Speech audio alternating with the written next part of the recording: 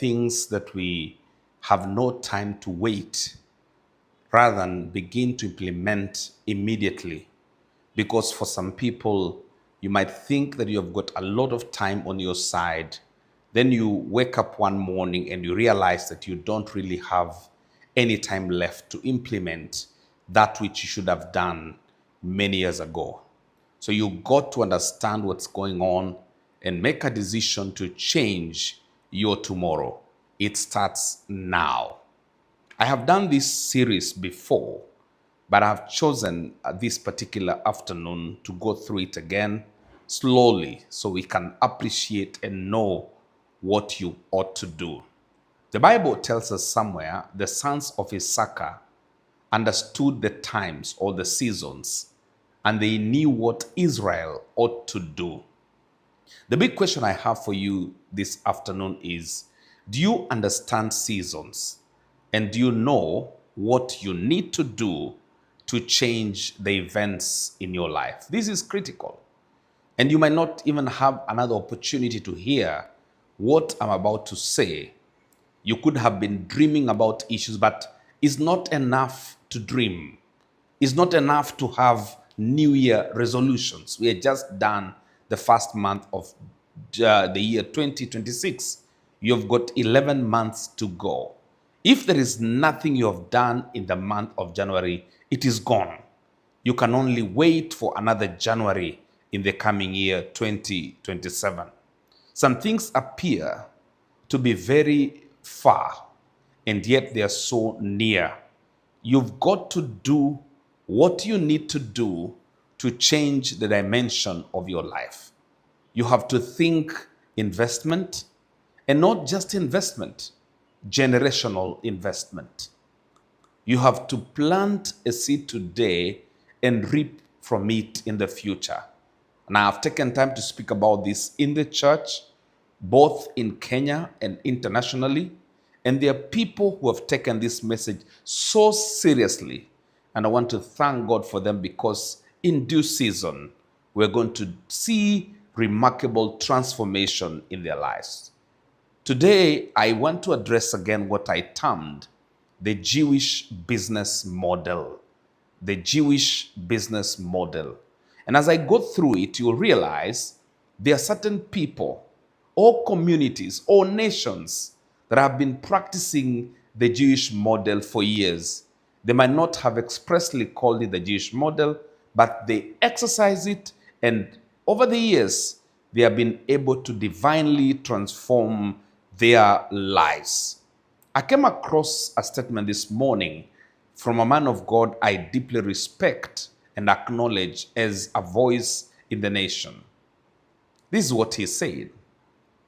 There is a denomination in this country and across the world who look at the lives of humanity from three dimensions. First of all, they realize that men or human beings need spiritual nourishment. So they will build churches for people to come and worship in those places. It goes beyond for them to also have a strategy that they need to reach out to remove ignorance, and therefore they have also built schools and institutions around these people. Very, very important. Then they also realize that these people require medical treatment around their lives. So they have not just ventured to touch the lives of men spiritually, they have also focused on touching the people intellectually by building schools and colleges and universities. And they have also gone further to build medical facilities in the communities they influence. So they will not just buy a small piece of land. They will buy tracts and acres of land to influence the lives of people, not just in one dimension, but in three dimensions, all three facets of life. This is a dream. This is a vision. Is it a correct vision? The answer is yes. You need to grow up a human being in a wholesome manner. And I've said before that the life of man is three-dimensional. You must appreciate and understand that. There is the physical, there is the religious pillar, there is the intellectual pillar, and there is the religious pillar. I said the religious pillar is existing. People must know God. there is the intellectual pillar, there is also the political pillar. We do a great disservice to humanity if we don't address these three dimensions. Looking at it from whatever standpoint you have, you must understand that, in fact, the Bible talks about the spirit, the body, and the soul, and the spirit, and the body. It is three dimensions still this afternoon. So I want to speak to us about something very important, which I've titled the Jewish business model. Now, I talked about it in like 9 or 10 perspectives, which I think I'll quickly go through. And if you have got an opportunity or you need more information, you should not shy away from, inboxing me and reaching out, because this can just change your life. Number one, business, you must look at business as a calling and not a sin. Allow me to refer to the good book, the Bible. Business as a calling and not a sin. Work and trade are honorable before God. Bible says in Deuteronomy 8:18, you shall remember the Lord your God, for it is he who gives you power to get wealth. In the Jewish thinking, wealth is a responsibility. Wealth is a responsibility, not guilt. Wealth is a responsibility, not guilt. Poverty is not a spiritual virtue. Now, business is a means to serve God and the community. This contrasts with the cultures that spiritualize lack. This contrasts with the cultures that spiritualize lack. Let me tell you, poverty has no friends. You have got to know that creating wealth is a responsibility, and in fact, it's not able to bring guilt to us. When God has blessed you with wealth or resources, you can not only touch your family, your life, you can touch community. Number two, education is first and then assets follow. I want you to follow me very, very clearly this evening. Education comes first and then assets follow, not the other way. Knowledge is the primary inheritance. When you know, you know. Get wisdom, get understanding. The book of Proverbs, chapter number 4 and verse number 7. We must teach our children reading, reasoning, and skills early.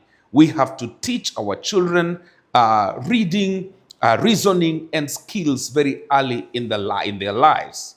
We must encourage professions that travel with the mind. We must encourage professions that travel with the mind, not land alone. Now, skills survive exile, land does not. Skills survive exile and land does not. That is why many Jewish people excel in law, medicine, finance, trade, and technology. Very critical for us to understand. Education first, and then assets would follow. Let us seek wisdom and then get understanding. Number three, money must circulate within the community. I don't know, when you receive your salary, when you receive your income from whatever source, how many generations does the money go through your community before it gets out? This is something you need to think about. Internal economic loyalty is intentional. Internal economic loyalty is intentional. If any of your brethren becomes poor, you shall help him. The book of Deuteronomy, chapter number 15 and verse number 7 to 8. If any of your brethren becomes poor, you shall help him. Internal economic loyalty is intentional. Practice includes borrowing from one another. The benefit is supposed to resonate or to go around amongst yourselves. Employing one another. People can look at it from a negative perspective, but I want to tell you, you must count how fast money jumps from your hand out of your community or even out of your family. This is a Jewish model that is exercised, that has brought or retained wealth among them. Investing in community businesses is important. It's unfortunate that many families cannot see eye to eye. They cannot invest together. They have got prejudices. They have got deep-seated disagreements. And this is a problem that they cannot pull their resources together to develop their own selves. It is crazy. And this is what has caused people not to rise. Remember, if you rise alone, you become, or people, everybody will look into you, and therefore you cannot even enjoy what you have. You must think about community development or community business. Wealth leakage is minimized. We have to look at a way of minimizing wealth leakage. Number 4, ethics are non-negotiable. Ethics are non-negotiable. No profit justifies injustice. I want to do a research on a particular profession, and whether by virtue of them having frustrated individuals, I like to find out the success rate of their families and their children over generation. This is a research we will do, and we'll come back and file the findings. Dishonest scales are an abomination to the Lord. Proverbs 11 and verse number 1. Business rules include fair weights and pricing, clear contracts, and reputation above profits. Trust becomes the capital. There are people whose word is their capital.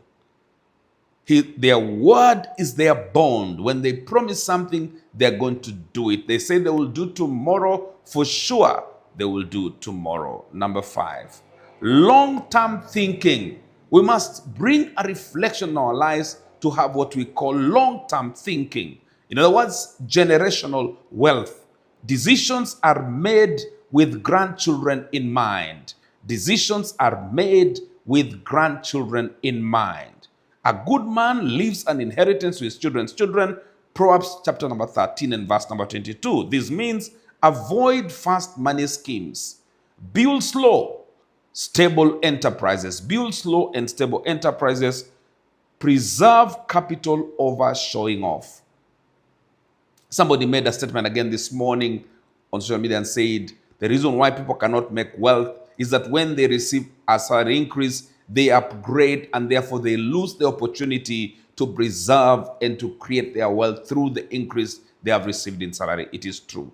Number 6, use debt carefully, avoid enslavement. Use debt carefully, avoid enslavement. Debt is allowed but controlled. The borrower is the servant to the lender. Proverbs 22 and verse number 7. Which are the principles? Borrow for productivity, not consumption.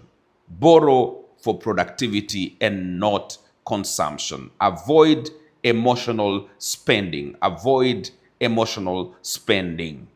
Oh, this is important. Renegotiate, restructure, or forgive debts. It's called the Jubilee concept. Renegotiate, restructure, or forgive debts. You must borrow for productivity and not for consumption. Avoid emotional spending. This is a problem to many people, emotional spending. We must avoid emotional spending, knowing that the borrower is a servant to the lender. Number 7, have a time to rest, review, and reset. Have a time to rest, review, and reset. Weekly pause prevents burnout and greed. 6 days you shall labor, but the 7th day is a Sabbath. Exodus 20, verse number 9 through to 10. Now, this is what is created by rest. Strategic reflection, family bonding, and mental clarity. Do you take a break? Do you take time to re-strategize? Do you take time to seek clarity in your strategy? Do you take time to seek mental clarity? Rest increases productivity. Rest increases productivity. Number 8, giving is built into profit. Giving is built into profit. Charity is structured and not optional. You shall surely open your hand to your brother. Deuteronomy 15 and verse number 11. We have done this over the years. Every month of December, we pull resources together to support the impoverished in society. And these are principles in the Jewish business model. You shall surely open your hand to your brother. Deuteronomy 15 and verse number 11. A fixed percentage of income, it should be set aside. Giving is dignified and not humiliating. The poor are empowered, not patronized. You must have an opportunity to support the impoverished in society. This is a way of giving back to God and appreciating what God has done so He can bring results in your favor. Giving is built into profit. Giving is built into profit. Charity is structured and not optional. So if you thought that giving is optional to support your brother, no. If you want a blessing, if you want your business to succeed, if you want your things to go well, you must make it an intention to support those who are in need in the society. Number 9, adaptability over attachment. Adaptability over attachment. When conditions change, methods change. Values don't. Conditions may change, methods may change, but values remain the same. Be wise as serpents and harmless as doves. Matthew 10, verse number 16. We must align to this wisdom. Go quick shifts in industry, global trade success, and innovation under pressure.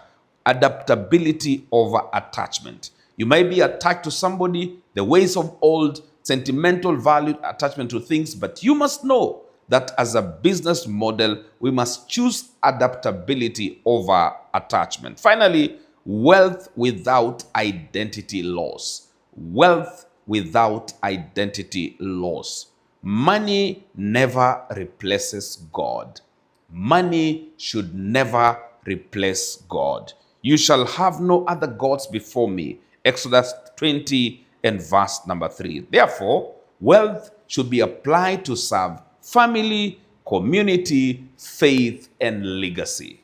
Wealth should be applied to serve family, community, faith, and legacy. This afternoon, we have discussed the Jewish business model. I'm doing this again so that if you are peradventure you did not have this conversation when I did it in a series of like 10 days, I want you to know that I mean it for your goodness, that in the year 2026, which is a year of surprises, which is a year of silencing the noise with results, you can take advantage of what you have had and bring a change to your life, bring a change to your society, bring a change to your family, bring a change to your business, and let things change and bring value to who you are and where you want to go. It's an amazing thing that we can take time and opportunity to speak into your life so that peradventure, God can make you become better. Remember, you have your role to play. It's only the people that know the truth and exercise it that can be free and free indeed. You have heard what I've said. You can pick any aspect of the 10 points of the Jewish business model and begin to fix your finances now. I charge you by the grace of God upon my life that you will not be the same again, but that you will influence not just you, but other people. The Bible tells us these things you have heard from me and from among many witnesses. Commit to faithful people who shall be able to teach others also. This afternoon, you have heard this basic truth about the Jewish business model.